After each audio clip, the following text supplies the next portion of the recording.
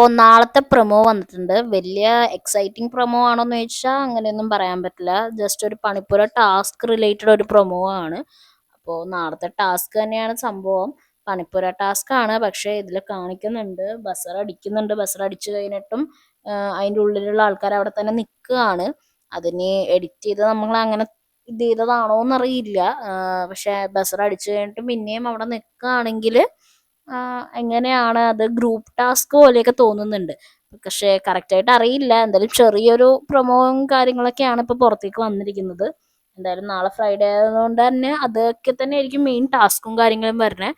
പിന്നെ പണിപ്പുരയിൽ ആക്ച്വലി ഇങ്ങനെ ബസർ അടിച്ചു കഴിഞ്ഞിട്ട് നിൽക്കണ ഇത് വരണയാണെങ്കിൽ മൊത്തത്തിൽ ഈ ഒരു സീസണിലെ കണ്ടസ്റ്റൻസ് ബിഗ് ബോസിന്റെ റൂൾസും കാര്യങ്ങളൊന്നും അത്ര വേണ്ട രീതിയിൽ റെസ്പെക്ട് ചെയ്ത് അത് ഫോളോ ചെയ്യാൻ മനസ്സ് കാണിക്കുന്ന ഒരു കണ്ടസ്റ്റൻസ് അല്ല.